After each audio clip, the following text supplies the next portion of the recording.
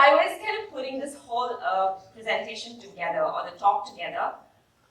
It kind of got me thinking that how pretty much most part of our lives, we're trying to kind of figure out who we are, what we're kind of meant to be doing in this world. You know, what am I made of? What is my uniqueness? Most of us do not end up finding that uniqueness, and we kind of go, on with life. And some of us get a little lucky, and we kind of manage to take some risks and find that uniqueness, right? For me, I think growing up in a middle-class family, this was my uniqueness. I know you're looking at this and saying, what is so unique about it, right? This is pretty much how every Indian woman is, right? But from a village in Mangalore, I don't know if you've heard of Kundapur, but that's a village I belong to. And it's in coastal Karnataka, south of India.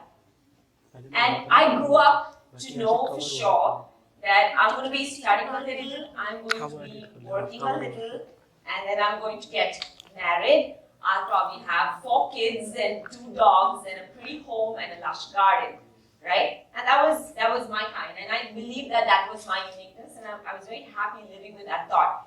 But as I kind of grew older, I saw that my path was not heading the direction that I thought it should. And then it kind of got me thinking, and I'm like, maybe there is a deeper purpose of this life. Maybe there's something else that I need to do. And when I realized what that was, believe me when I say, my entire existence became completely worth it, and I just fell in love with my own very existence. And 7 years of banking, that's what I did most part of my life. 7 years of banking, loved my job, loved the people I worked with, loved learning about people management and leadership and business. And then one fine day, I had the opportunity of moving away from that. Actually, I don't know if it was knowingly or unknowingly. I still call it a happy accident. I got the opportunity of moving to a fitness club, working from a bank to a fitness club. And I actually took that opportunity. I had no idea what I was thinking, but I did. And I think today when I look back, I knew it was the right decision. But here it is, right? 7 years in the bank and 7 months in that fitness center. I didn't quit that job because I gave up on, working so hard or anything, but because I chose to get married. So maybe somewhere deep down, I thought, I'm still going back to that kind of me, which is get married and settle down and all that. But anyway, I quit that job in 7 months, and I got married, and I was chilling at home for a couple of months when everything that I did in those 7 months, working closely with people trying to change their lives, kind of came back to me. And I said, you know what, I really need to do something different. And I started coaching. I started doing some courses. I started teaching some dance fitness, in fact, I started my career with Zumba, and then moved to dance fitness and some strength training. And that was it. When I finished a session, when I saw the smile on people's faces, and people would come back to me and say, you know what, you changed my life, thank you so much. You made me fitter, you made me healthier, you helped me reverse my PCOD, you helped me reverse my thyroid, and you helped me, conceive. Well, help me conceive, yeah, not literally, but yeah, right? That was it, that was my defining moment, and I said, this is what I want to do for the rest of my life. I want to be a coach, I want to give unconditionally, and I want to just change lives. And even if it meant doing it, with corporate, without being associated with corporate, whatever it is, I said, this is what I want to do. So, from 2011 till date, I'm in the space of fitness. I did freelancing most part of my life. And then, I created my own fitness center with few people. And today, of course, I'm not just touching lives of few hundreds of people. I'm able to touch lives of thousands of people across the country because of what I'm doing. And in the bargain, what happens? You preach so much about fitness, you also practice it for yourself. And the result of which was this for me. I know right now when you look at me, I probably don't look that bulky, but that is a lot of muscle definition. And all my life I was called skinny and blah, blah, blah. But this happened, fitness happened, and I knew how my body could be different, how I could really fall in love with myself and just be able to age gracefully, right? So it's not just about what I can do for others, it was also about what change I got in myself, right? So it's really about small changes, not big. So every time I talk to people, I say, you know what, it's not about being skinny, or it's not about saying, I want to lose X amount of weight. It is just about making small changes, and this took me a long time. It's probably about 6-7 years where I could see that change in myself and bring that change about in other people. And when I say other people, I don't have too much time to talk about too many stories here, but one person who always comes to my mind when I talk about success story is this particular woman right here, and I want to specifically mention about her. Her name is Alia, and her life pretty much went in, figuring out who should I get married to. Because she lived in a family that was broken, separated parents and all of that, and she felt like she was a burden at home, and all she wanted to do through her 20s was get married, move away from home. And fortunately for her, she got married to a good man, and she started living her life well, and then she went into some unfortunate situation where she had a miscarriage. She suddenly developed vitiligo, which is a discoloration of the body. Ultimately ended up having 2 beautiful daughters, and she continued living her life. But somewhere she said, I'm happy, but I am not in my happiest space. So she kind of, started her journey trying to figure out what is it that she wanted to do. She kick-started her journey with, of course, weight loss, because she said, I need to be completely happy with who I am before I start doing anything else for people.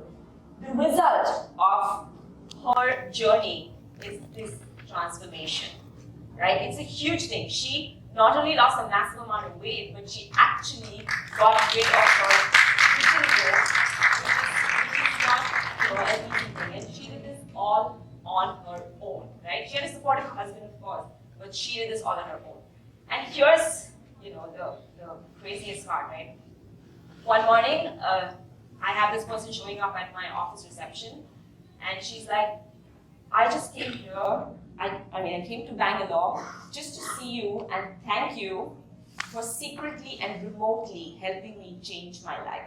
I didn't know this person even existed, right? We were only connected through, your Instagram and Facebook and all of that, but something that she got out of my, Instagram or wherever, she actually made this happen on her own for herself. And that was like the most emotional moment for me, because she just showed up and, she broke down and I broke down, and I didn't know I was capable of making such changes in people's lives, right? I know if I'm teaching a class, if I'm personally with someone, it's possible, but remotely, is this possible? Yes, it is. And here's the most beautiful part, right? So she knows now she's at her happiest point. She knows what her uniqueness is.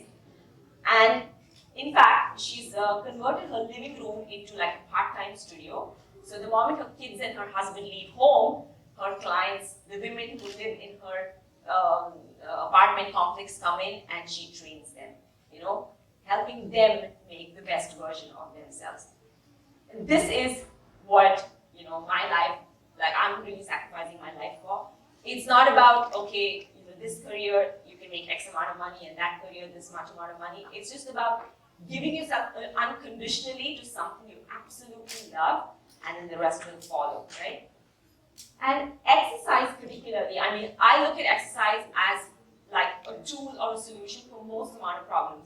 Weight loss and weight gain is one thing, but we've had so many success stories around depression.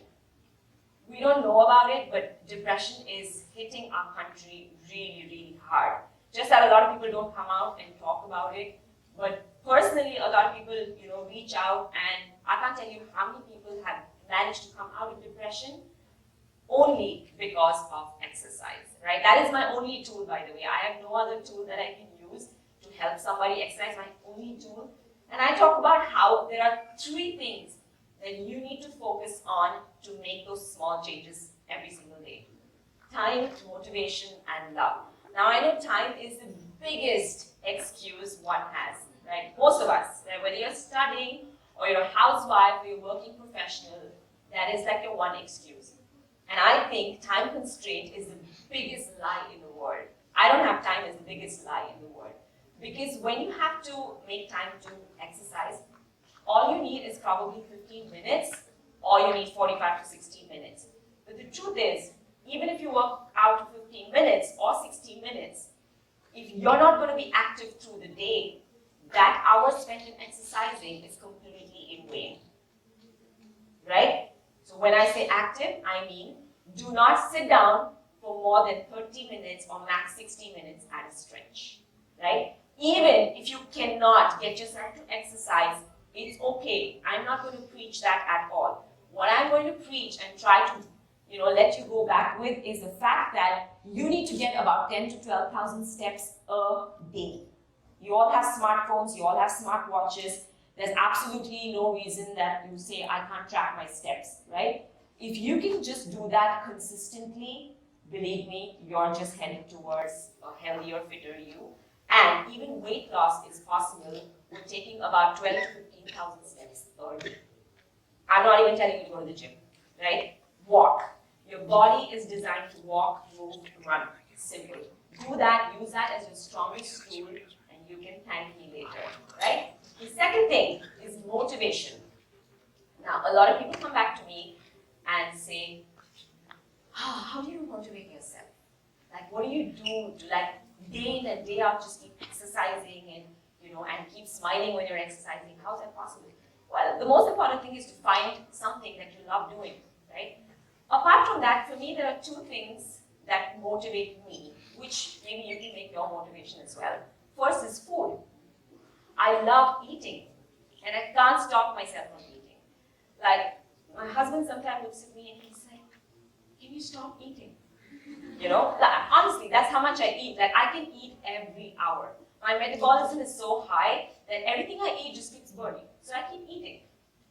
But to develop that high metabolism, you need to be active, right? But because I love food so much, and in food particularly, I love sugar, right? So if I have to make myself accessible to sweets, I need to exercise. But again, I don't overdo it. I don't eat sweets every day, but I don't deprive myself also. I do it maybe twice a week, I kind of indulge. But I'm able to do that because I know I have earned it, and I've really put in a lot of effort in exercising. So find yourself that one thing that you love because of which you will exercise. The second thing that motivates me to consistently keep myself healthy and fit is aging gracefully, right? For me, aging gracefully is the most important thing.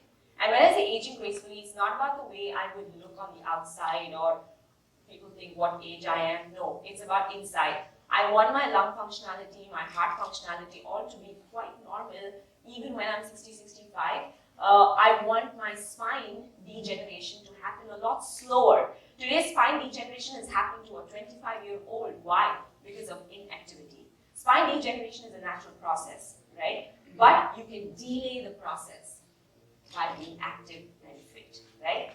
And I don't know if you all know anything about me, but I'm 38, right? I'm soon going to be 39, but I'm only able to look like this or be active all day because of the fact that I'm fit, right? I'm fit, I'm healthy inside out, and it's not just about the outside at all. And the third and the most important thing, which I cannot, emphasize enough, is self-love.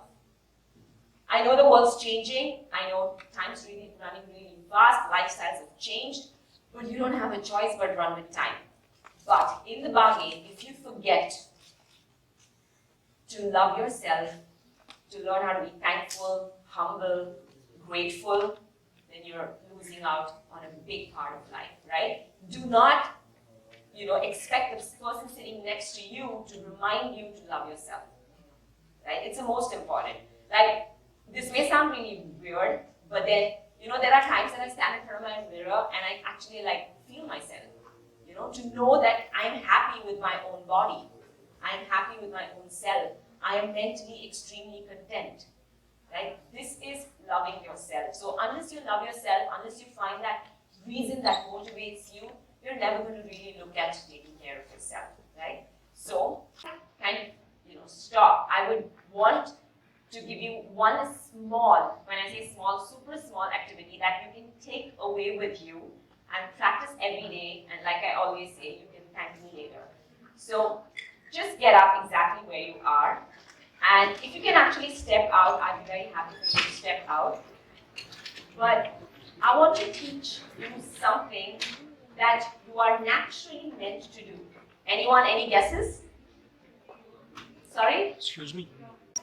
My revolution, right? Like, this is something that I want to bring a massive change in our country.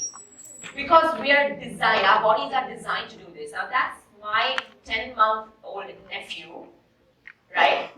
Kids are normally, naturally, born to sit that way. It's a natural thing, and a lot of people send me kids pictures and say, hey, my kid is squatting like you. I said, no, we are squatting like the kids, because the kid's doing it naturally, right? But because of inactivity, because of sitting on chairs all the time, your ankle, knee, and hip mobility has deteriorated so much that you have forgotten how to sit on a ground toilet, right? And studies have shown that the countries that use ground toilet have the least amount of back problems, of back pain, spine issues, right? So I know you don't have ground toilets at home, but you can make it a practice. And that, by the way, is my mother, who's 65 and who knows no other way to sit down, right? Even when she reads a newspaper, that's how she sits, right? So I want to test your ankle, knee, hip mobility. I want to see how low you can squat. Now, the key thing is, when you're sitting down, you cannot raise your heel and your back needs to be upright. So if your heel is going off the ground as you go down, that means your ankle mobility has to be fixed. And let me tell you, if your ankle mobility is weak, your knee starts taking the load. And when the knee gets overloaded with your weight, your hip starts taking the load, which causes a spine problem. So this is for you to take away, but let me see you squat now. Not on the chair, on the ground. Right? Come on, you can do it. I just want you to kind of, this is for self-realization, that's it. Shoulder width apart. Okay, you all know what shoulder width apart is? Yeah, you can keep it shoulder width apart or hip width apart. Yeah? Now push your knee out. No, push your knee out. Now I don't sit on a ground toilet like this, right? Yeah? How do I sit on a ground toilet? It comes to me naturally. Yeah? Just like that. So now try sitting down. If your heel is coming off the ground, then you're not doing it right. Nice. Yeah? How many of you are not comfortable? How many of you are not comfortable? I like the honesty. Yeah, okay, get up. You can practice it at home. Start practicing your deep squat at home. Drink your chai in a deep squat, read your newspaper. In fact, one of the coolest thing to do would be respond to all your emails and messages in a deep squat. I'll tell you why, because then you don't do this, right? You end up doing this. So that's what I do. I just sit down and I look like that. So my spine is straight, my neck is straight, I'm still doing my deep squat. So try that. And if you struggle to do the deep squat immediately, why don't you start using a low chair? Instead of a chair that comes to your hip level, just use a lower stool or a chair, and over a period of time, get to that squat. And teach your entire family to do the same. Alright? On that note, I'm going to take off because they've only given me very little time. Otherwise, I can just keep talking. But thank you so much for listening. And this was the takeaway.